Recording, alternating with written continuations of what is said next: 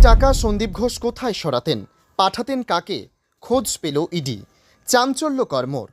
আরজিকর দুর্নীতিতেও টাকা অন্যত্র সরানোর হদিশ মিলেছে বলে সূত্রের খবর। একাধিক সংস্থা খুলে সরানো হয়েছে দুর্নীতির টাকা, এমনই দাবি ইডির তদন্তকারী অফিসারদের। প্রাথমিক পর্যায়ে ৮ থেকে 10টি সংস্থার হদিশ মিলেছে বলে খবর। এই সমস্ত সংস্থার অ্যাকাউন্ট ব্যবহার করেই টাকা সরেছে অন্যত্র। তদন্তে এমনই ইঙ্গিত পেয়েছে ইডি। শুক্রবার তল্লাশি অভিযানে এহেন সংস্থার সন্ধানও পেয়েছেন তদন্তকারীরা। আরজিকরের প্রাক্তন অধ্যক্ষ সন্দীপ ঘোষের নিকটতম আত্মীয় ও ঘনিষ্ঠদের নামে সংস্থা খুলে টাকা সরানোর অভিযোগ এনফোর্সমেন্ট ডিরেক্টরেটের।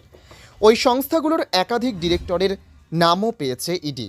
এদিকে আরজিকর হাসপাতাল এবং মেডিকেল কলেজে আর্থিক দুর্নীতি মামলায় চাঞ্চল্যকর মোড়। আটক করা হয়েছে প্রাক্তন অধ্যক্ষ সন্দীপ ঘোষের ঘনিষ্ঠ প্রসূন চট্টোপাধ্যায়কে। শুক্রবার সকাল থেকে দফায় দফায় তাকে জেরা করে এনফোর্সমেন্ট ডিরেক্টরেট।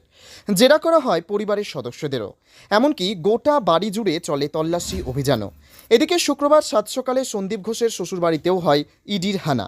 সূত্রের খবর মারফত জানা যায়, হুগলির পাদ্রিপাড়ার বিবেকানন্দ সরণিতে আরজিকরের প্রাক্তন অধ্যক্ষ সন্দীপ ঘোষের শ্বশুরবাড়ি। এই বাড়িতেই সাত সকালে ইডির আধিকারিকেরা কেন্দ্রীয় জওয়ানদের নিয়ে হানা দেয়। তবে বাড়িতে গিয়ে তারা দেখেন দরজায় তালা বন্ধ ছিল।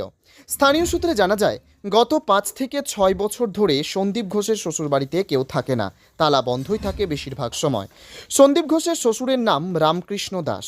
তবে বর্তমানে এই বাড়িতে তারা থাকেন না বলেই জানা গিয়েছে সূত্র মারফত। আর সেই কারণেই তালা বন্ধ দেখে ফিরে যান ইডির আধিকারিকেরা। এরপর বৈদ্যবাটি নার্সারি রোডে কুণাল রায়ের বাড়িতে গিয়ে তল্লাশি শুরু করেন। কেন্দ্রীয় বাহিনী নিয়ে শঙ্করপল্লীতে কুণাল রায়ের বাড়িতে ঢোকেন তারা। দীর্ঘক্ষণ ডাকাডাকির পরে দরজা খোলেন তিনি। সেখানে দীর্ঘ সময় তল্লাশি চলেছে বলে জানা গিয়েছে।